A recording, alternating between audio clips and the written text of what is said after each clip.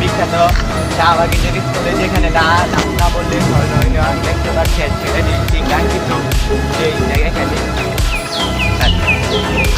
সামনে এসব নিয়ে